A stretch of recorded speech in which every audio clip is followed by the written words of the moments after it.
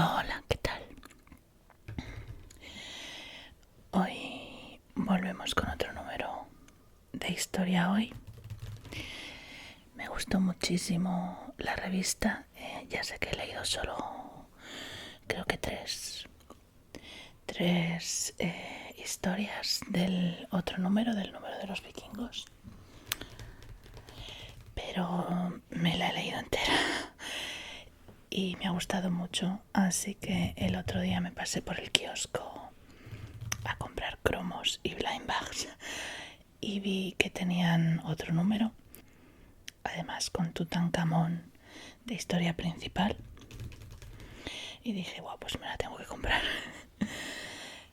Y bueno, ya que la tengo y ya que me la estoy leyendo, pues voy a aprovecharlo y voy a leer un poquito más para vosotros.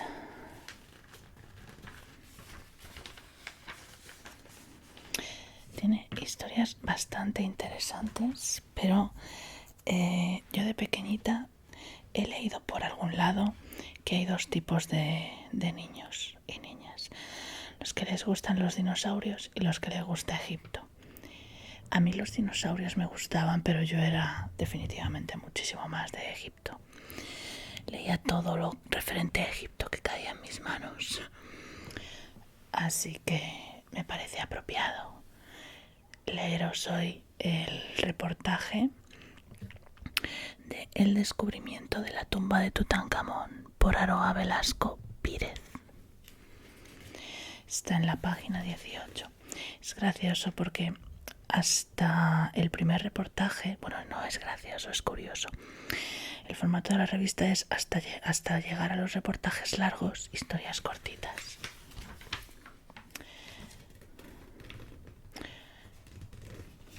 Y son historias cortitas, pequeñitas. La gripe española, muy apropiado para los tiempos que corren. Las anguilas en el medievo. Resulta que con las anguilas pasó lo mismo que con las langostas. Eran comida de pobres hasta que alguien decidió hacer la comida de ricos. Pero fue una decisión totalmente aleatoria. La Torre de Londres. ¿Estos son leones? Ah, son estatuas de leones. Otro libro de vikingos.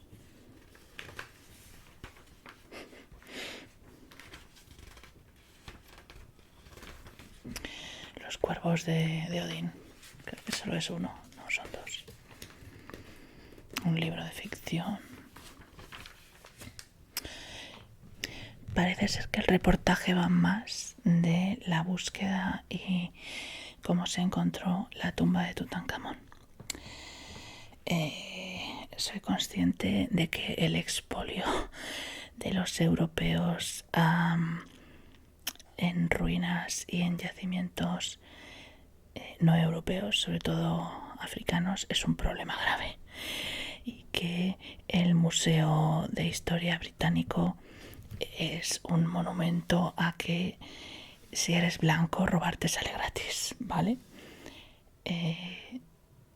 Voy a leer esto de una forma totalmente vamos a ver lo que pasó desde un punto de vista de curiosidad histórica, y ya no me voy a plantear ninguna cuestión ética, porque si no, no acabo.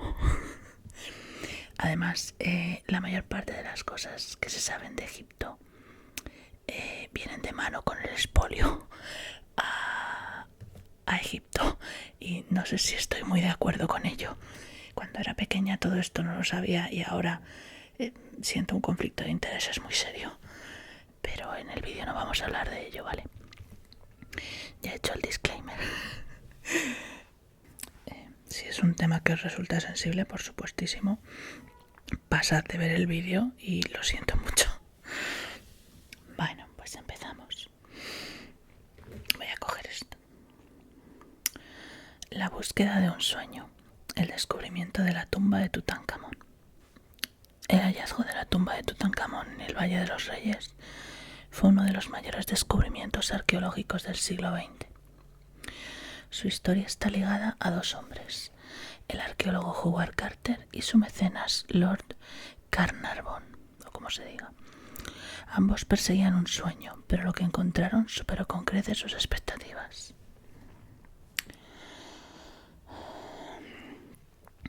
Por fin llegó el día en que el adinerado americano Theodore Davis abandonaba el Valle de los Reyes. Junto a su equipo de excavación había trabajado en la necrópolis real desde el año 1902 y se conocía la zona como la palma de su mano. Ante sus amigos y conocidos afirmaba que allí ya no quedaba nada por descubrir. Sin embargo, Howard Carter, que esperaba en la sombra para conseguir esa concesión, no compartía su opinión. Su intuición le decía que todavía quedaba algo bajo la arena de la necrópolis de los reyes del Reino Nuevo, y convenció a Lord Carnarvon para obtener la concesión que le permitiría excavar en el valle en 1915. Por desgracia o por fortuna, la Primera Guerra Mundial truncó sus planes y la excavación no se pudo iniciar hasta 1917. Durante los años anteriores, Howard Carter se obsesionó con un faraón de la 18ª dinastía que era casi desconocido en la época, Tutankamón.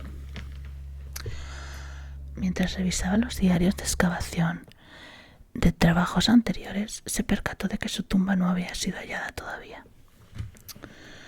Esto es la vista panorámica del Valle de los Reyes. La necrópolis en la que se encuentran la mayoría de los faraones de las dinastías 18, 19 y 20. Pectoral floral encontrado en la tumba KV54. Y este señor es George Herbert, quinto conde de Carnarvon, en la casa de Howard Carter en la ribera occidental de Tebas. Pues vale. Mientras revisaba los diarios de excavación de trabajos anteriores, se percató de que la tumba no había sido hallada todavía. Esto ya lo he leído. Primeros hallazgos. Décadas antes encontramos las primeras menciones de este rey por parte del americano Theodore Davis en el valle. En primer lugar, descubrirían no lejos de la KV48, tumba atribuida al visir Amenemhotep, un pequeño vaso de fayenza con el nombre de Tutankamón. Más tarde, hallaría la tumba KV54, que no es más que un pozo cuyo contenido consistía en un lote de telas con el nombre del faraón, restos del banquete funerario y de materiales utilizados en la momificación del joven rey. Actualmente se conserva en el Museo Metropolitano de Arte de Nueva York. Por último, en 1909 se produjo el hallazgo de la tumba KV58, donde volvía a aparecer el nombre de Tutankamón. Tan convencido estaba Davis de haber encontrado la tumba del faraón de la 18ª dinastía que así lo publicó en 1912. Señores, gona señor. Sin embargo, Carter comprobó una serie de detalles y su investigación le hizo sospechar que, a diferencia de lo que creía Davis, la tumba de Tutankamón aún estaba por descubrir y no se encontraba muy lejos de allí. Y ahora que su mecenas, Lord Carnarvon, había logrado el permiso de excavación en el valle, estaba dispuesto a demostrarlo. El descubrimiento. La excavación comenzó con mucha ilusión, pero pronto llegaron las decepciones. Año tras año, Howard Carter veía cómo, por más que buscaba debajo de la arena del valle, los resultados eran nulos. Tras 5 años en los que no encontraron más que arena, llegó la última campaña de excavación. Howard Carter estaba muy nervioso, pues era su última oportunidad para hacer algún hallazgo. Después de 1922, Lord Carnarvon dejaría libre la concesión de excavación del Valle de los Reyes. Carter estaba dispuesto a demostrar que Davis se equivocaba. Meses antes, ambos amigos y socios se reunían en el castillo de Highclere, la residencia de Lord Carnarvon, quien deseaba terminar con las excavaciones en Egipto. Su economía se estaba viendo afectada debido a los elevados costes de la excavación y los nulos resultados de las mismas. Habían sido 5 campañas sin descubrimientos relevantes. Este es un plano de la tumba. Sin embargo, Carter tenía una corazonada y estaba dispuesto a apostar todo por una última campaña de excavación en el Valle de los Reyes. Estaba tan convencido de que encontrarían una tumba perdida que incluso se arriesgó a sufragar él mismo los gastos de la excavación. Y con esa convicción regresó a Luxor en noviembre de 1922. Esta es la máscara de Tutankamón, que es uber famosa y la conoce todo el mundo. Y esto es un sello de anillo con el nombre del trono de Tutankamón. Neb-Ejeperura, o Ra, Neb-Ejeperura. Que esto no es japonés, que esto es egipcio.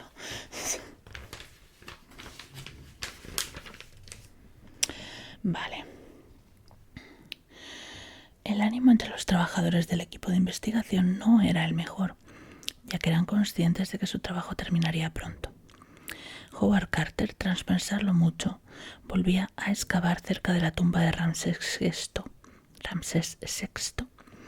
donde encontraron unas cabañas de trabajadores de la necrópolis que, una vez dibujadas y documentadas, fueron retiradas con el objetivo de llegar a la roca madre. Era el único trozo de arena que le faltaba revisar, pues por narices tiene que estar ahí. A los 3 días del inicio de esta última campaña en el valle, la excavación entera se paralizó. Sobre las 10 de la mañana del 4 de noviembre, uno de los obreros se acercó a toda prisa a la caseta desde donde Howard Carter, quien en ese momento charlaba con su íntimo amigo Arthur Robert Callender, dirigía a todo el equipo. Habían encontrado algo. Un Howard Carter ansioso corrió tras el obrero a la zona donde se había producido el hallazgo. Había aparecido un escalón. Sin perder un instante, Carter se remangó la camisa y comenzó a retirar los escombros que colmaban este primer pasillo. Al final de los 16 escalones descubrió una puerta sellada. ¡Chon, chon, chon! Rápidamente y sin dejar de temblar de la emoción, Carter envió un telegrama a Hickler. Al fin he hecho un descubrimiento maravilloso en el valle. Una tumba magnífica con los sellos intactos, no por mucho tiempo. Cosas maravillosas. Tras el telegrama enviado a Lord Carnarvon, Howard Carter esperó durante 19 largos días la llegada de su mentor, a quien acompañaba a su hija Lady Evelyn Herbert. Tras el telegrama enviado a Lord Carnarvon, Howard Carter esperó durante 19 largos días la llegada de su mentor, a quien acompañaba a su hija, Lady Evelyn Herbert. Por fin verían qué había más allá de la puerta sellada. Tras derribar esa primera puerta, encontraron 8 pasillos, otro pasillo colmatado de escombros, no sé si es una errata o esa palabra existe, sinceramente, de escombros que vaciaron en apenas 2 días. Al final del mismo se toparon con otra puerta con grabados. Pero esta vez no solo había sellos de la necrópolis, sino que también se podía leer el nombre de un faraón, Tutankamón. La sombra de la duda apareció en el rostro de Carter al constatar que ambas puertas parecían haberse...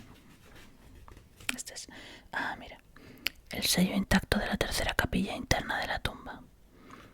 Vale, que estaba atado y todo. Vale.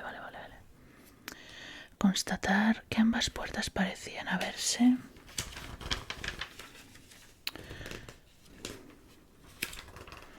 abierto y vuelto a cerrar junto a los sellos, lo que podría indicar que se había producido un saqueo de la tumba. ¿Estaría vacía? La emoción no quería dar paso a la duda. Así que el 26 de noviembre y a la luz de la luna, Howard Carter, Lord Carnarvon, Lady Evelyn y el egiptólogo Callender bajaron los 16 escalones, recorrieron el pasillo ya limpio de escombros y se dirigieron hacia la puerta sellada. Carter realizó un pequeño orificio en el muro y por el diminuto agujero introdujo una vela para iluminar el interior. Sus acompañantes contuvieron la respiración y Lord Carnarvon, impaciente, preguntó al arqueólogo: ¿Ve usted algo? Carter, con voz temblorosa, apenas respondió: sí, Cosas maravillosas. A la luz de la tremulante vela se vislumbraba el brillo del oro por todas partes. Jarros de alabastro, arcas decoradas, mobiliario de exquisita elaboración. Y figuras de extraños animales se perfilaban entre las sombras. Al fondo de la antecámara, 2 guardianes con tocados dorados que representaban al faraón y su Ka parecían guardar otra puerta oculta. El pequeño grupo, consciente de lo que acababa de descubrir, abandonó la necrópolis, no sin antes preparar todas las medidas de seguridad necesarias para proteger la tumba y reanudar los trabajos de excavación al día siguiente. Las jornadas sucesivas fueron muy intensas. Las autoridades egipcias, entre ellos el inspector jefe del Servicio de Antigüedades, se desplazaron a la excavación para observar los resultados de la misma, mientras que Carter, como buen arqueólogo, comenzaba a trabajar con más intensidad. Estas son réplicas de las paredes del lado derecho de los santuarios y el sarcófago de Tutankamón.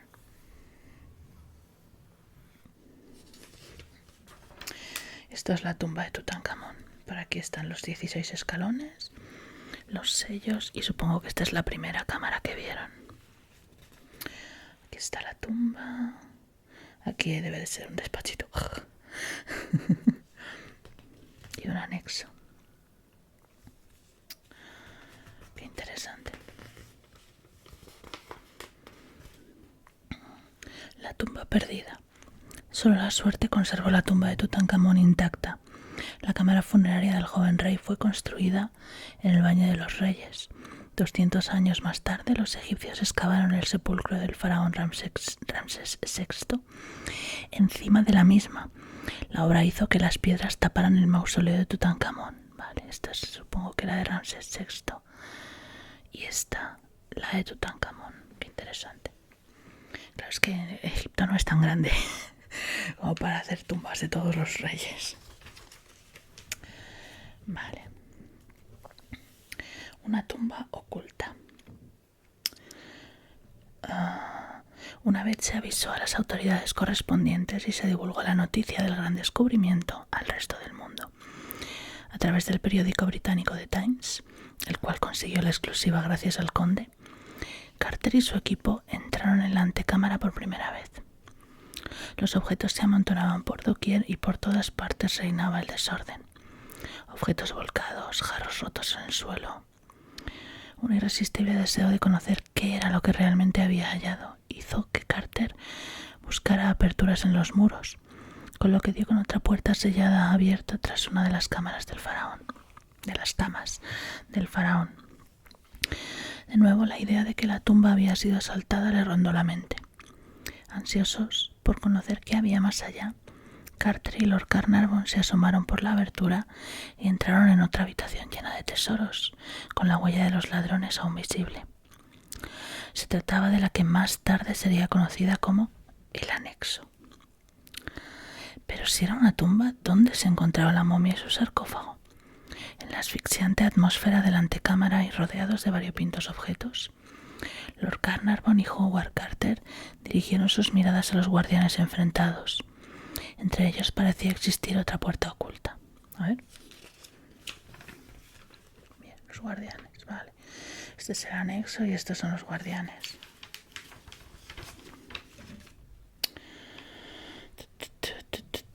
De nuevo, la emoción y los nervios se adueñaron del arqueólogo, quien en la tarde del 28 de noviembre, y una vez más acompañado por Lord Carnarvon, Lady Evelyn y Calendar, abrió la puerta con intención de entrar en su interior. ¿Cuál sería su sorpresa cuando, debido al poco espacio libre que dejaban los sarcófagos dorados del faraón, no pudo más que asomarse? Saciada su curiosidad, el pequeño grupo volvió sobre sus pasos y tapó la entrada en la cámara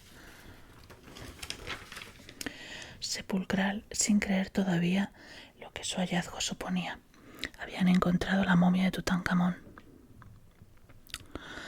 Conocedor de la magnitud de su descubrimiento, Howard Carter solicitó la ayuda de los mejores, egiptólogos del momento. Así acudieron a su llamada Arthur Cruttenden Mays, egiptólogo y amigo de Carter, Alfred Lucas, un químico que se dedicaría a los primeros trabajos de conservación y restauración. Harry Barton, fotógrafo del Museo Metropolitano de Arte de Nueva York. Percy Edward Newberry, egiptólogo. Alan Henderson Gardiner, egiptólogo especialista en la lengua egipcia y los jeroglíficos. Y Walter Hauser, arquitecto, entre otros. Madre mía. El trabajo de Carter y su equipo fue excepcionalmente minucioso. Todos los objetos eran fotografiados y documentados para trasladarlos más tarde a la tumba de Seti I, donde se había instalado un laboratorio de observación provisional. Los problemas del éxito. Con la miel del descubrimiento aún en los labios, a finales de 1923 llegó la peor de las noticias para Howard Carter. Lord Carnarvon agonizaba en el lujoso Hotel Continental Savoy de El Cairo. Sin dudarlo ni siquiera un minuto, Carter partió de Luxor hacia El Cairo para ver ya no solo a su patrón, sino también a su amigo. Al llegar a su lado le contaron que todo comenzó cuando el conde se sajó una picadura de mosquito que tenía en la cara mientras se afeitaba. Esto derivó en una septicemia que, a su vez, le provocó una bronquitis y el 5 de abril de 1923 Lord Carnarvon fallecía. Un lujazo vivir a principios de 1900. Te cortabas un grano y a la semana muerto. La noticia corrió como la pólvora por Egipto y pronto se alzaron voces que afirmaban que el conde había muerto por la maldición del faraón. Ah, amigo, vale. Se hablaba de que el perro favorito de Lord Carnarvon falleció mientras aullaba desde el castillo Highclere, a la vez que su dueño, o que una cobra se comió el canario que Carter tenía en su casa. Bingo. Sin embargo, Howard Carter desmintió estas y otras historias más que se inventaron junto a la de la maldición del faraón. Madre mía, los meses siguientes se convirtieron en una pesadilla para Carter, quien debía proseguir su trabajo en la tumba sin el apoyo y la compañía de Lord Carnarvon. Al bajar cada mañana al valle, el arqueólogo inglés se encontraba con un nutrido grupo de periodistas, curiosos y autoridades que deseaban ver la tumba, conocer las últimas investigaciones o simplemente echar un vistazo a los objetos que poco a poco se iban sacando de su interior. La multitud apenas permitía que los propios obreros egipcios que trabajaban para Carter se movieran. La intromisión de las autoridades egipcias en la tumba fue la gota que colmó el vaso para Carter, quien, de buena voluntad, quiso invitar a las esposas de sus trabajadores a ver la tumba. Sin embargo, el ministro egipcio de Obras Públicas exigía que primero entraran las esposas de los altos cargos egipcios, a lo que Carter se negó. Su enfado fue tal que decidió abandonar la tumba, cerrarla y marcharse de Egipto. Toma ya. Howard Carter tomó el primer barco que salía hacia El Cairo y desde allí realizó una gira de conferencias por Estados Unidos y Canadá que le ocuparía varios meses. En los distintos estados era recibido con ovaciones y le concedieron títulos como doctor honoris causa en la Universidad de Yale. En España, donde ofreció un par de conferencias, fue aceptado como miembro de la Real Academia de la Historia. Regresó a Egipto. Sin embargo, Carter sabía que en cualquier momento las autoridades egipcias volverían a llamarlo para que terminara el trabajo que había abandonado. Y así fue. El gobierno egipcio volvió a solicitar su presencia en el valle, si bien con unas condiciones nuevas.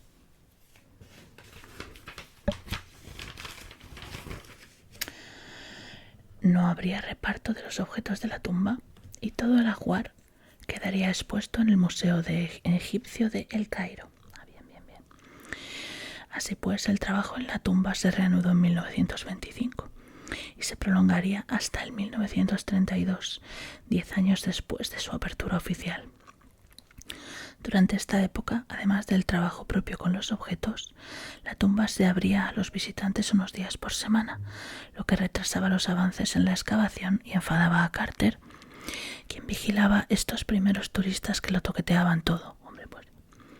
A su vez, y en memoria de Lord Carnarvon publicó 3 volúmenes en los que relataba el descubrimiento de la KV-62, nomenclatura que recibió la tumba de Tutankamón, con lo que dejó una amplísima documentación, mucha de ella inédita, a la espera de nuevas investigaciones y estudios.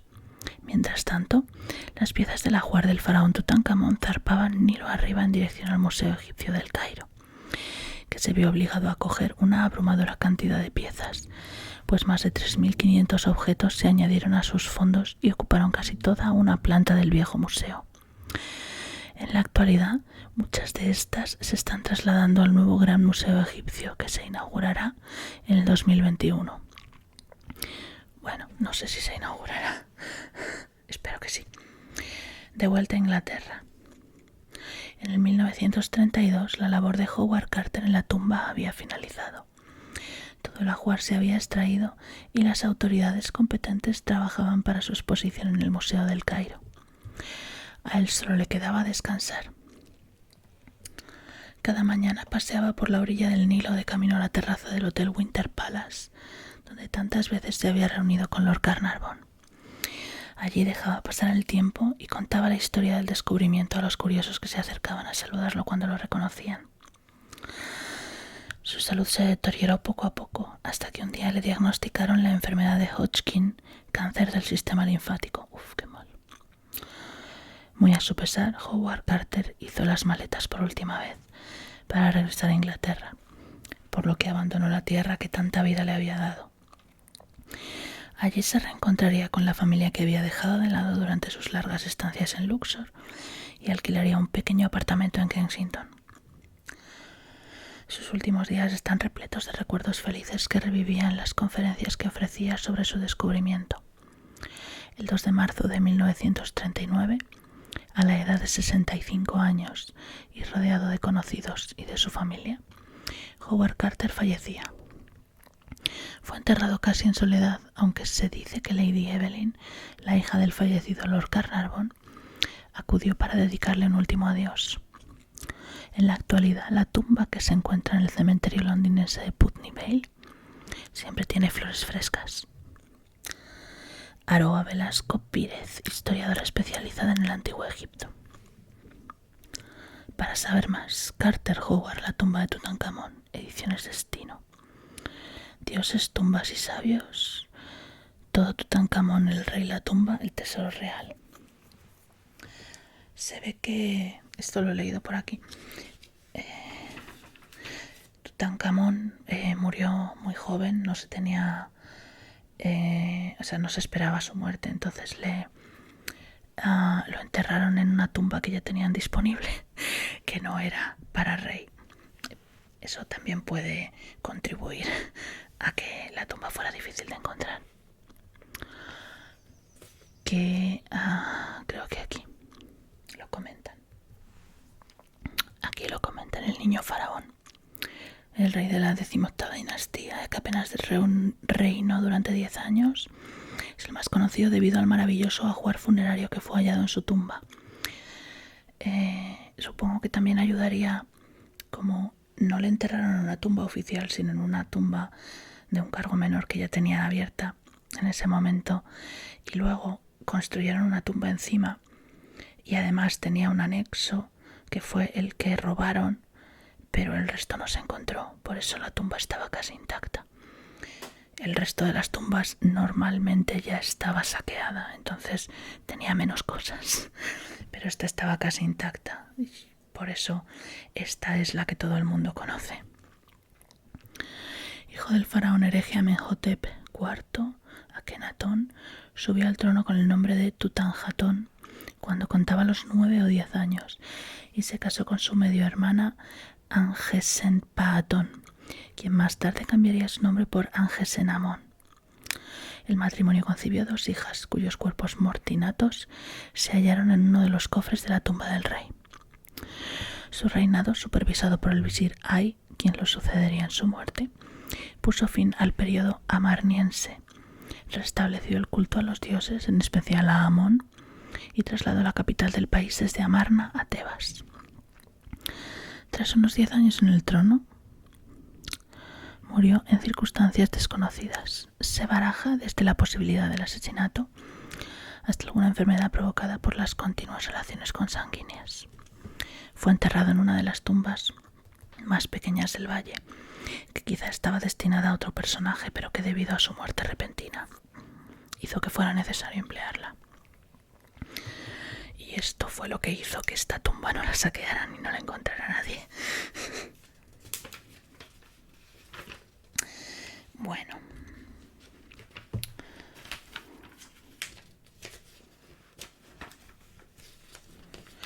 Voy a dejar esto abierto por aquí. Pues esto termina el vídeo de hoy. Espero que os haya resultado interesante. Es solo la historia de cómo un señor encontró una tumba. Tampoco es la cosa más apabullante del mundo. Pero bueno, es interesante de leer. Pues eso. Espero que os haya ayudado a relajaros. Espero que os haya resultado interesante. Y como siempre, un beso. Y buenas noches.